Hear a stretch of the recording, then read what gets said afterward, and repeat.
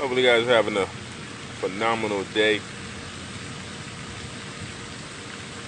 Just enjoying Labor Day, spending time with family, all that good stuff. Now, I try to be as what do you call it?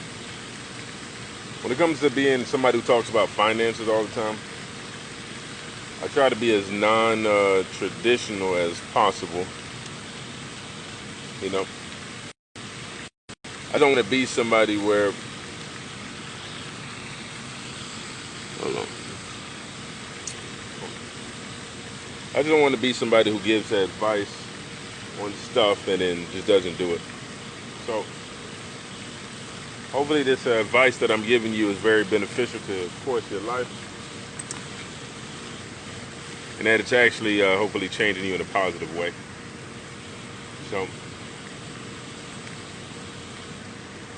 what we're talking about today is, riders. Oh, I got me one. Riders on life insurance, the right types of life insurance, things like that. So just making sure that when you actually do sit down with an agent, somebody who's selling life insurance, things like that, even with your company life insurance, to make sure that they're educating you on what you're getting. There's been many times where I've seen people get these policies and all types of stuff is added to it. And by the time that they calculate everything that's added to their policy, trying to figure out everything, they realize they either don't have what they actually need, or they have too much of a given thing. So a popular one that you'll see a lot is on, especially when it comes to like working and stuff, is what's called accidental death and dismemberment. So that just basically says a fancy way of saying if something happens and you pass away at the scene of a crime or at the scene of an accident, anything like that, that they'll pay an extra amount. To me, that's like equivalent to if you're at, I don't know, you're at the casino and you're playing, and all of a sudden you say, "Hey, I want to double down on this number. I feel like 13 or 12 is going to be that magic number. I'm going to double down." But at the end of the day, you can double down all you want to. Passing away, unfortunately, is passing away. So you want to put yourself, oh, I almost got it. You want to put yourself in a position where no matter what happens to you, that you maximize. Ooh, let me just cover this a little bit. That's the whole reason that I do, straight term insurance, and that's the reason that I do it how I do it.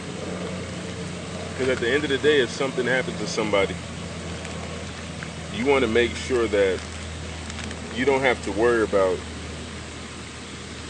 surprise situations. Meaning, you don't want to have to worry about if something does happen that you have to get a police report to confirm that you were in an accident. Oh, then they can pay this out. Why does it matter? At the end of the day, it's your life insurance. So you want to make sure that you're maximizing, paying as little as possible, getting the maximum amount. So when something does happen, your family gets the check. Whoever you leave as a beneficiary gets that check, and they maximize on it. That's my 2 cents on it. What have you guys seen when it comes to life insurance, insurance at the job? What have you guys been seeing out there in regards to it?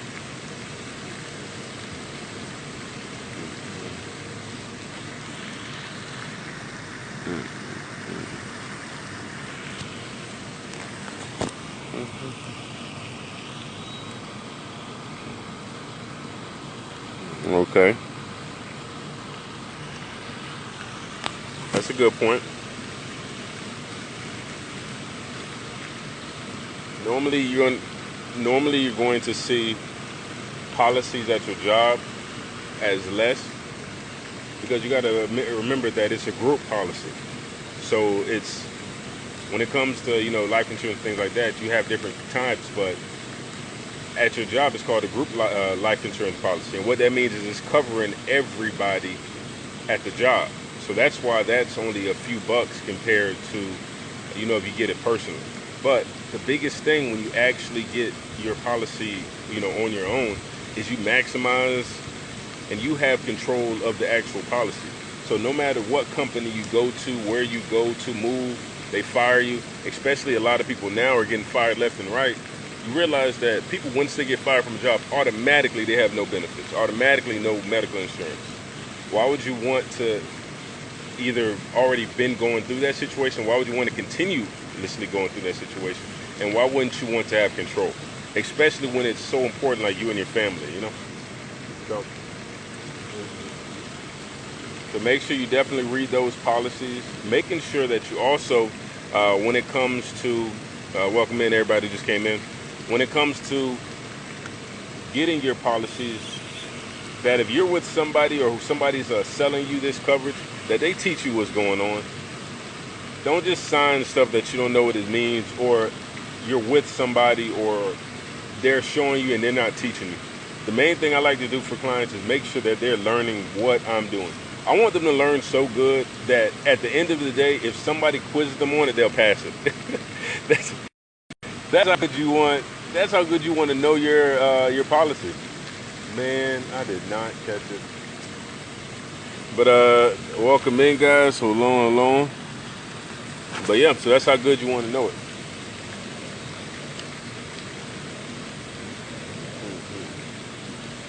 Ask a question on what y'all doing for Labor Day. Hopefully you guys are spending some time, with the family, self-care. I feel like at this season that we're in, because we're, whatever you're doing, whether you're home right now, whether you're working, whether you're, got your side hustles going, I feel like it's an easy time to just get so sucked into. And keep in mind, before all this COVID stuff, I wasn't really on Instagram. So I can see how it could bring somebody down mentally if you're constantly watching certain things over and over again. Like, man, this person's doing this person's doing this person's doing this. It can get overwhelming, but you got to realize, man, it's a season for everything, and your season is coming. So don't get so overwhelmed with all this stuff that you see online, because at the end of the day, man, it's about you taking care of yourself and you taking care of your family. And so I'm not gonna lie, when I first got on Instagram, that was the main thing. I'm like, God, dog, people really making moves left and right. They doing this. But you got to realize I had to realize that it's a season and people have been working up to get to that point.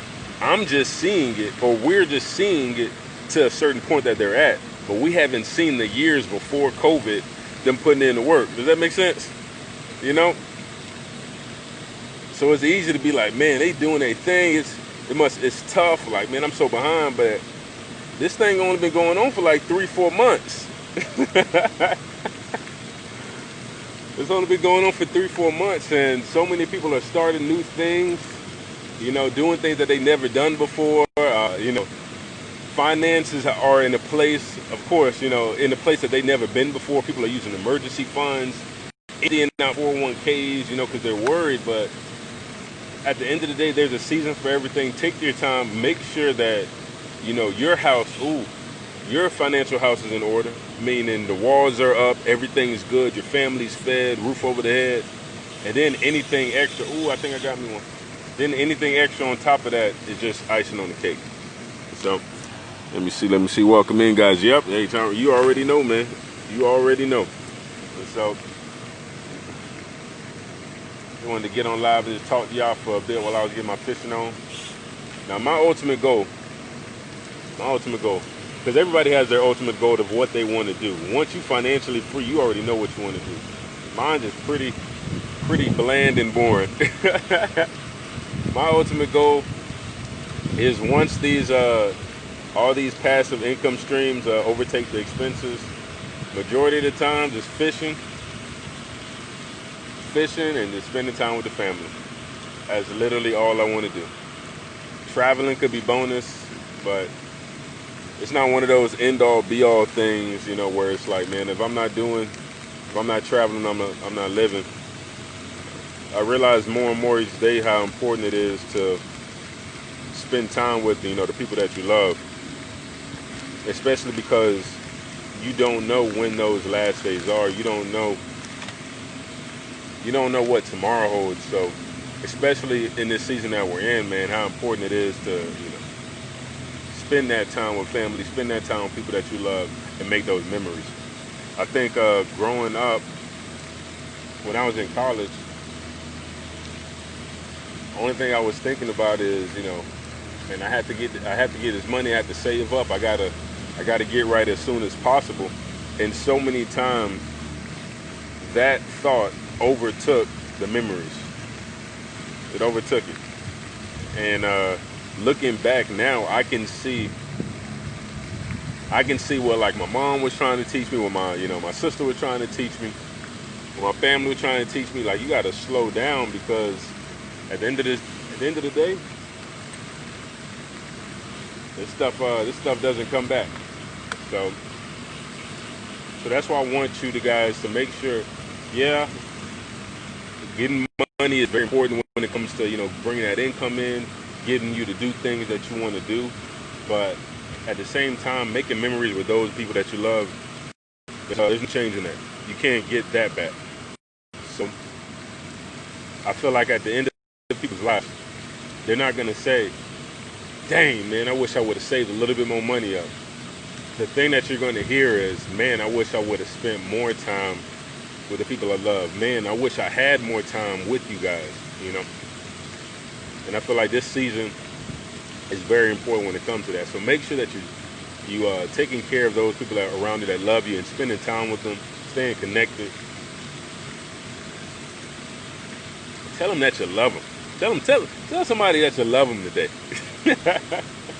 I love you guys. Y'all hear me say I love you guys all the time, but man, make sure you tell them that the people around you that you love them, and that you're reaching out to them, man, because at the end of the day, we don't know when our last days are, and you don't want the last conversation to be something that you didn't want it to be, But that's all I got for you guys. Y'all have any questions for me? I know I was just kind of rambling on while I've been getting my fishing on. Why did you get into the financial world? Oh, that's a good question. Hold on. Why did I get into the financial world? Man, when I first got into the financial world, it was actually just to learn about finances. When I was in college, I read the book Rich Dad. Right after college, I read Rich Dad, Poor Dad, and it basically opened my eyes to there was more than just working and being employed for years and years. So my goal was to go find it. I was like, okay, who's going to teach me? How am I going to learn? How am I going to get it? And the company that I'm with right now, as soon as after college, I got started with it, and they taught me. They taught me the basic ins and outs, how money works in a real way. But my mind was too young for it, if that makes sense. And what I mean by that is, you ever get like golden nuggets, but your mind is not there? Like, you get golden nuggets dropped on you, and it's like, it can go completely over your head. It was at a point where they were talking about financial independence, they were talking about retirement, they were talking about legacy, they were talking about all this type of stuff. But I was 23 years old. I was 23 years old. I wasn't at that point where I understood. But I did have a young daughter at the time. My daughter was, if I'm not mistaken, my daughter was 4 at the time. No, 4 or 5. I forget the numbers. No, my daughter was 7 at the time. And I just didn't understand, what they were talking about, but I knew that it was important. Fast forward to this past year, I went skydiving, and when I jumped out, if you guys have never gone skydiving before, normally there's like a motion of fear. And this happened around the time the Kobe thing happened. And it was like the whole time, that was the only thing on the radio. I turned off the radio. It was me and my family in the car. I turned off the radio and we were driving. And it was just like a moment of clarity. Like, I know I'm about to do this. Everything's going to work out. Everything's clear. When I jumped out of the airplane, it was like, I have to get back in finances. I have to start helping families. There's people who need me. And I've been doing it ever since. Every day, doing something. Big clouds. There are big clouds? Come here, say hi to the people for me. Come here, boo. Y'all going to the pool? Look at this, family going to the pool. I'm fishing, God, no. But yeah, ever since then, it was like a moment of clarity, and I realized that there's a bigger mission. And she's been doing it ever since. Yeah, see, let's see. Ladybug joined. Hey, Ladybug. Hey, Kayla, what's going on? Welcome in, guys. Yeah, I just wanted to talk to you guys a little bit on this beautiful Labor Day. You know, I wanted to be just non-traditional when it came to just talking to you guys. I don't want always the sitting straightforward finances or this and that, this and that finances. Oh, man. Finances are real, just like people are real. You know what I'm saying? So it doesn't always have to be in such a, got me something. God, dog. But it doesn't always have to be in such a professional way. It just can be real, because people are real. So when people try to put finances in a box, like it always has to be suited up. Oh my gosh, Ty. Oh, you have to be fancy to talk about money. No, heck no. Because realistically, majority of people are not suiting up every single day to talk about money. They're not suiting up to go out there and make their living. It's hard workers. My dad included. And he does a landscaping business. Hard work. So me being all dressed up to talk to him, I feel like I'll be disrespecting his name if I did something like that. Making me seem all uppity and nah, man. Finance is not like that. It's real. It's numbers. You're talking to people. It's let's see. If you could have a conversation, going to financial system. Oh, what advice would you give? Oh, that's a good question. So, getting into this finance world, what advice would I give? You have to understand that people are people, and money is connected solely when it comes to emotions. So don't take it personal. Even me myself, I had family members who, when I talked to them about money situations, they don't want to deal with me personally. It's nothing personal. It's just money, and it's connected to emotions. So you have to realize that until they see until they trust you in regards to this, you just have to keep it going, keep pushing, and stay consistent.